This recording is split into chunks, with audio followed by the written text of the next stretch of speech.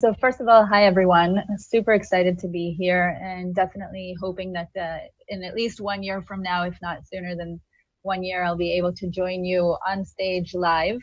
My name is Smadar Ludomirski and I'm the VP of Go-to-Market from SimilarWeb. I hope most of you have heard of SimilarWeb. We aim to be the measure of the digital world.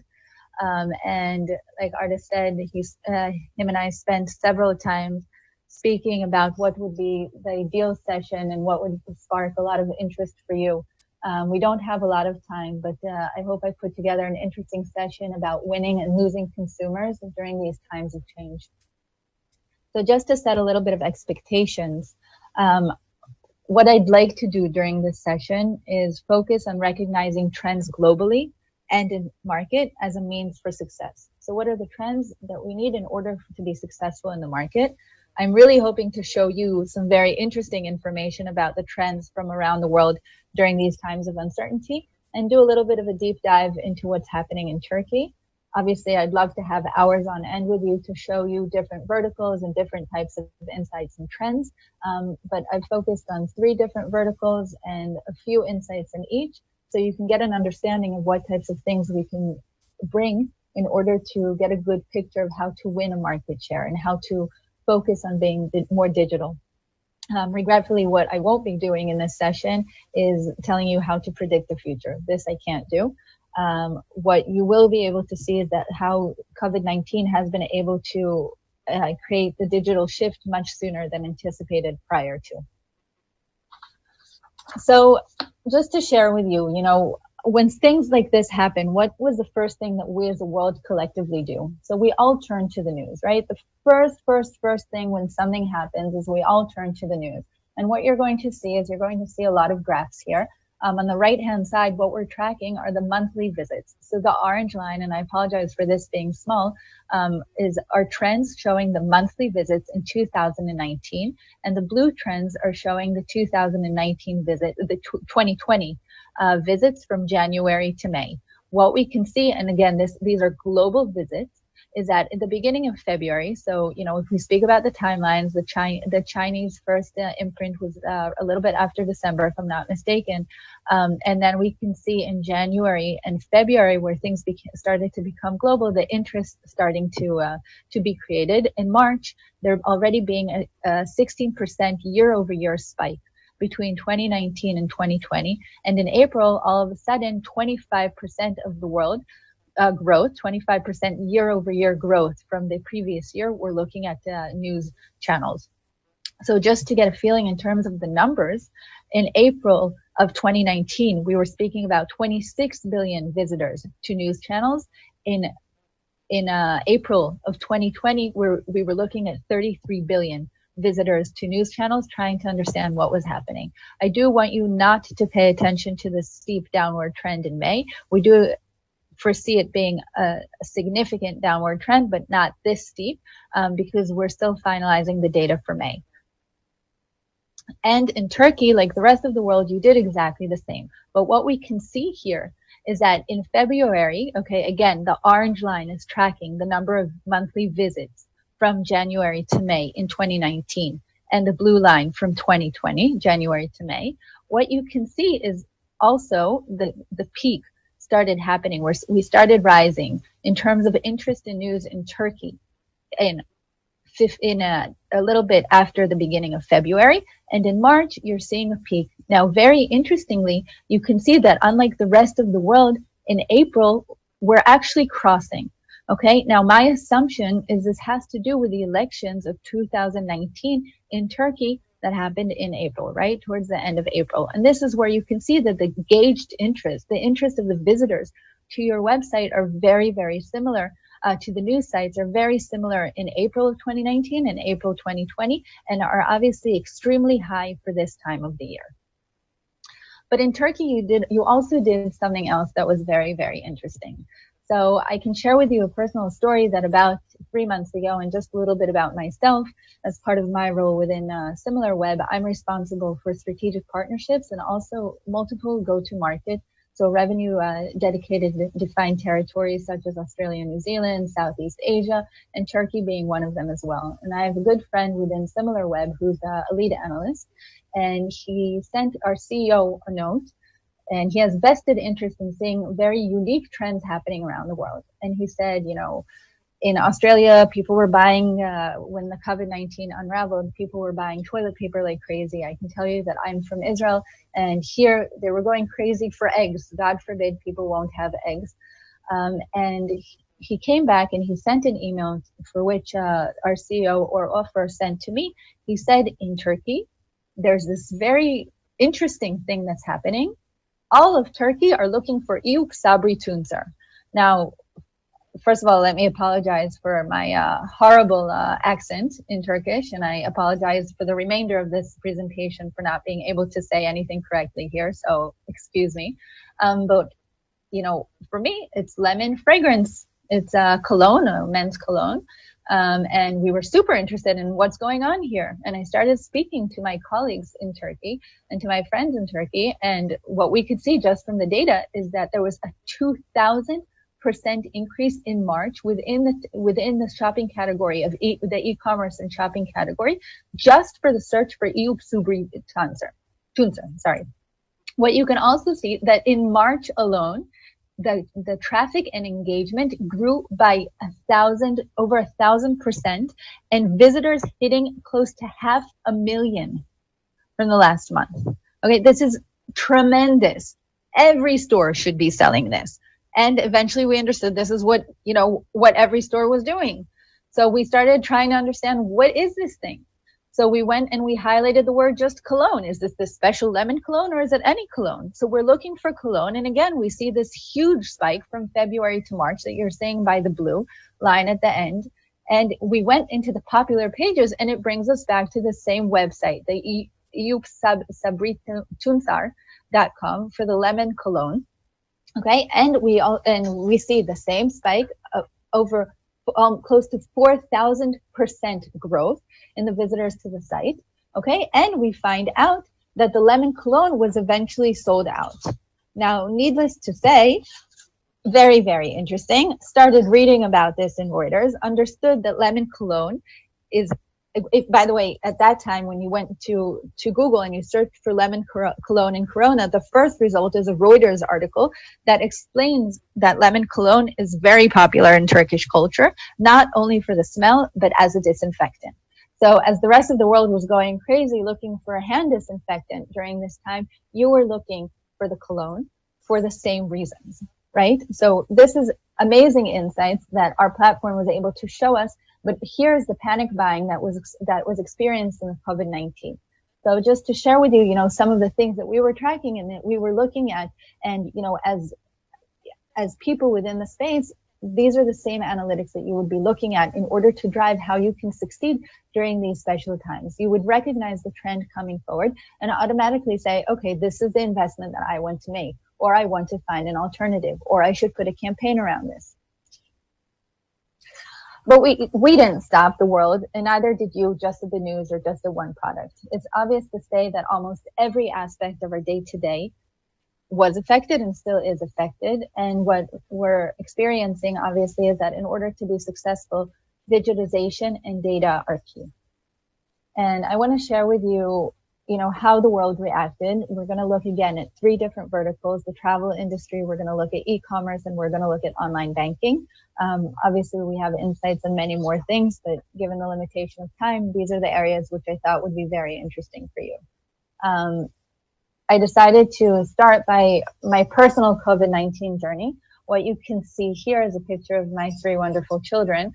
I have a 10-year-old, an 8-year-old, and a 3-year-old. And as you can imagine, come March, my world absolutely changed, like everybody else's. So, if I look at it, it's just very 5 basic pillars. We started working from home. There was this whole issue of panic buying, homeschooling. My kids were now home.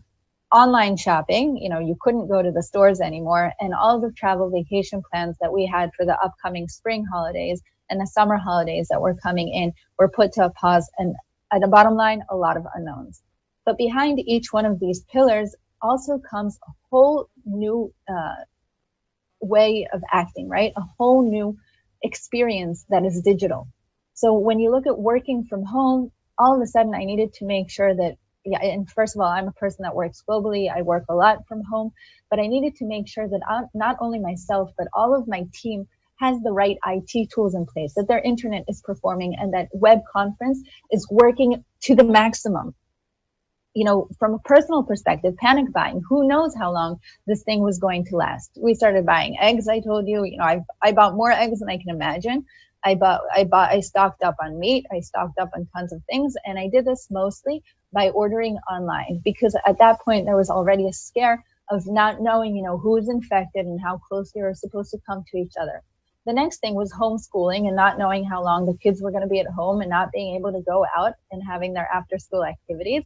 So a lot of investment in arts and crafts. We started becoming familiar with do-it-yourself websites. And also they each needed a computer. They needed web conferencing capabilities, and which come hand in hand with online shopping.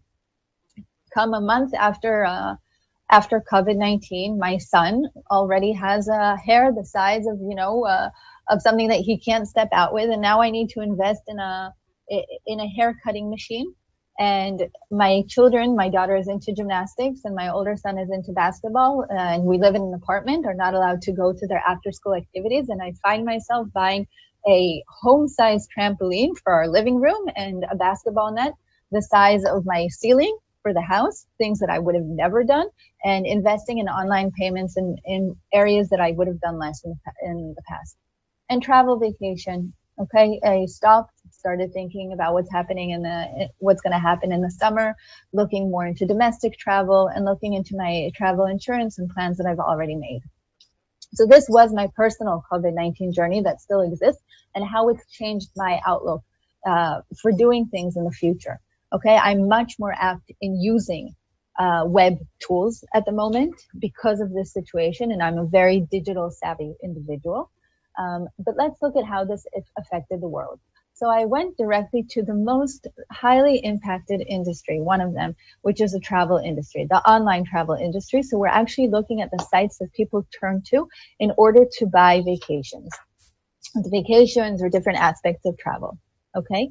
And what you can see on a global level, and what we're looking here is January to April. We're looking at this sequentially, which means that we're looking at a starting point where everybody was relatively at their same peak. And we're looking at growth in countries, you don't see Turkey here, since 20 plus use cases. Okay, and what you can see here is obviously there was a rapid decline, with the US being the black line having the most significant impact during the period, and EMEA also having a very significant impact. What you do see is that areas like Southeast Asia, okay, and Australia, so we're looking at the green line and the yellow line, are starting to have an upward trend. Okay, so they were able to recover a little bit earlier, and we're already seeing a movement towards a recovery. Now, interestingly enough, what I did after that is I indexed 7 major countries to see the COVID-19 impact analysis. Here I did add Turkey. Turkey is this green line. I know it's a little bit difficult to see visits to the travel industry websites. Okay, what you can see, what I'd like you to focus on is China, which is the light green line here. You can see it dips first in February, so they were the first to be impacted, and they're setting the pace for the rest. Okay, so you can see that China is dipped and now is recovering very slowly. You can see on Turkey that very strong decline, just like everybody else, but you can see that you guys are actually recovering a little bit faster and potentially before the UK, for instance, which is the orange. And here I've just taken 7 major countries. I could have expanded this to additional countries, ones that are closer to Turkey in terms of behavior, for instance, but I've taken the major economies in the world, plus added Turkey, of course, in order to get a signal of where things stand. You can see specifically for Turkey, and again, the orange line signifies, we're looking at January through May, monthly visits, the orange line signifying 2019, and the blue line signifying 2020. What you can see here is, again, a very rapid decrease in March, and in April, we're already experiencing an 80% year-over-year decrease in a situation where most people would start booking or finalizing their booking for their summer holidays. What we are seeing, though, is a slight signs of revival towards May, where we're seeing only a 60% year-over-year gap remaining. And what we're hoping is to see an upward trend as airlines start to open and additional pieces of the lockdown start to unravel. So another thing, what I wanted to do is show you a little bit about the key players. And again, I apologize, I'm not going to say all of these names correctly. We chose 5 different players: Obilet, Enyugun, Biletel, Ukuzibalit, and Turna. And again, so sorry for saying these like this. And what you can see is that Enyugun captures 56% of the market share amongst these players. Enyugun is the green. So we're seeing here the full market share. The green is Enyugun. And so in April, they're capturing the biggest market share amongst these players. In May, all of a sudden, you see that Obilet, who was the leader previously, is regaining its position. Is this the perfect opportunity to gain market share through potential campaigns? So we need to understand, what are people actually looking for, which is where we start looking at keywords. Can we make the assumption here, and here's a percent change month over month, can we make the assumption here that people are starting to focus more on domestic travel? Or are they looking for bus tickets? Okay, are they looking for ways other than airplane and faraway destinations in which they can travel by? So again, as the lockdown becomes less and less, we're starting to focus more in the travel industry on things that are local. And here's where you would look at the keywords in order to drive, for instance, which type of campaigns you should be running. And then what you can see is that other key players are relatively remaining static, but it's also a great opportunity for them. So again, we're looking at the keywords, understanding what people are looking for. We can look at this via organic search. We can look at this via paid search, for instance, referral traffic and so, and we can look at the change percentage to see where the focus is. If we look at the travel volumes by source, you can see that the most interest is coming through organic search or direct search. The difference between organic and direct is that one focuses on people typing a direct website into the URL, and the other one looking into a search engine. And you can see a very nice trend that we're starting to increase in May, which is favorable, of course, for the industry. Moving into the e-commerce industry, and again, I'm just giving you tidbits of each industry and a little bit of what the capabilities you can do in order to be successful. But a very in-depth analysis will give you much more insights as to what's happened and what's expecting to be a trend. So if we look at the e-commerce industry, you can see a very different graph here. So again, we're doing the year-over-year sequential growth since the 20+ use cases. You can see that the US, after the 20+ cases, just took off. There's a very steady increase in online shopping, and we assume that this may have to do with the fact that the U.S. infrastructure for e-commerce site is relatively strong, allowing for this to be. You can see that Japan and Australia also have an upward trend, as do most of the countries, but it's much more steady. On the contrary, you can see that, for instance, France had a dip and is now slowly rising. And Southeast Asia, which is the green one here, again, very difficult to see, and I'm sorry about that, had an upward trend and then went for a dip. Now let's see what happened in Turkey. So in March to April, again, orange represents 2019 and blue represents 2020. We're looking January through May. What we can see that in March, people were not focused on shopping just yet from an online perspective. And all of a sudden, when things became very real, there was a very significant spike from March to April in online shopping. And you can see, contrary to 2019, where it was a downward trend, in March to April, we experienced an upward trend.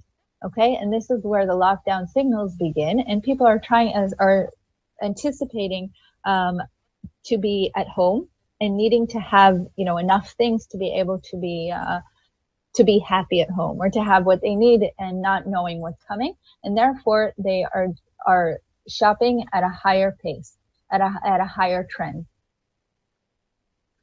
Also here, we're taking a look at the main players. Sorry. So what you can see here is the Hibenden, which is the blue, and Hepsi Berta are head-to-head in the market share. Keyword analysis and traffic channels should be assessed here. Okay. So again, we're looking at Sahibindan and Hepsi Berta here. These are the key players. You can see that Hepsi Berta in April represented 17% of the market share, while in May they represented 16%, and Sahibindan represented 15% in April, and in May grew to represent 17%.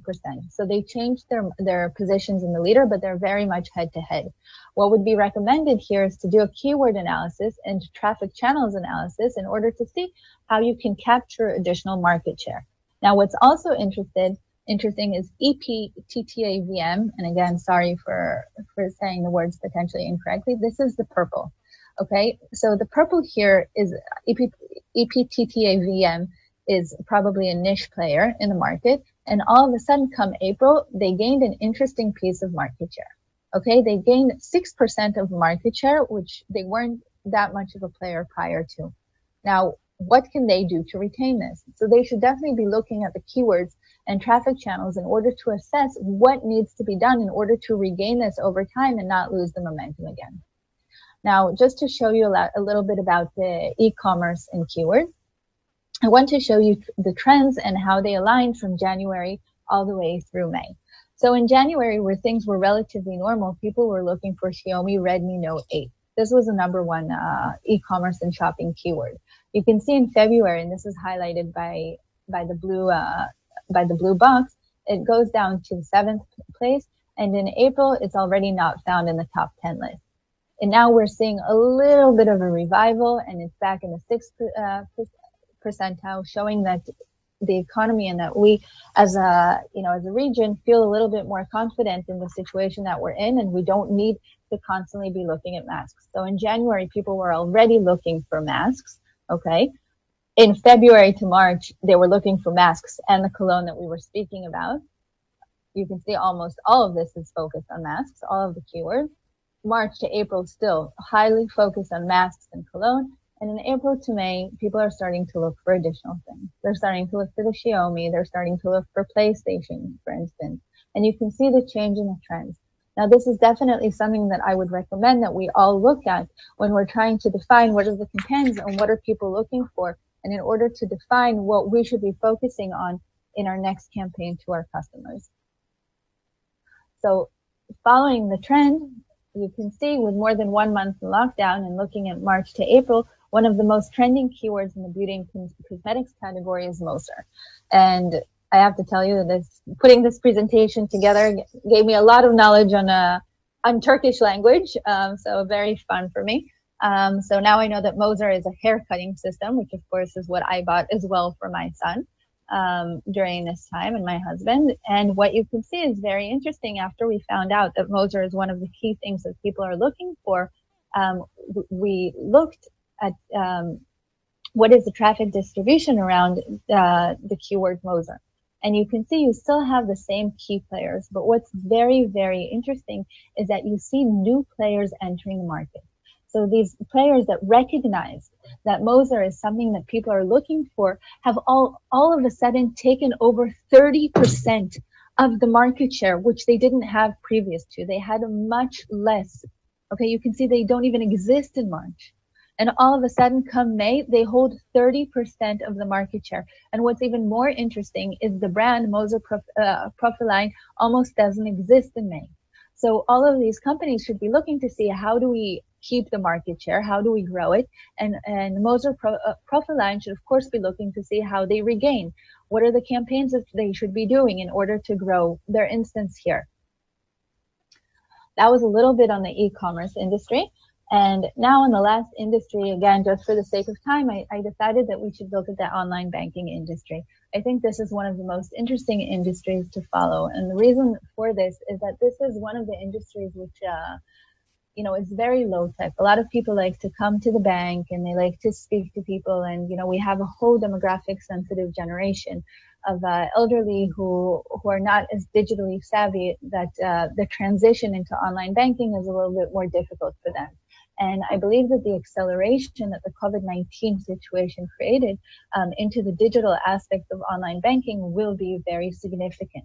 In a study that was conducted in March, following the health recommendation that to avoid personal contact in order not to be affected by the epidemic, and given the fact that the banks reduced the hours and services and promoted the online banking alternative, you can see the people's reactions based on a survey that was conducted by Litigo. In their reactions, 82% of consumers were actually concerned about going to their bank. 73% were doing more remote work or errands. And 63%, which is super interested just in May, were more inclined to try a digital app. Now, 56% speak about the options, right? We're worried about being able to repay loans. So here I'm focusing just on Turkey for a second. And what you can see very, very interesting is if I take the whole Turkish online banking category and I took the 5 leading Turkish online banking sites, you can see the trend of the mobile web, which is the light blue here. So there's desktop web and there's mobile web. Desktop web is the dark blue, mobile web is the light blue, and you can see a very significant peak in April. This is the highest peak that has been in terms of monthly visits in 2 years, okay, in online banking for Turkey. And this was done in April.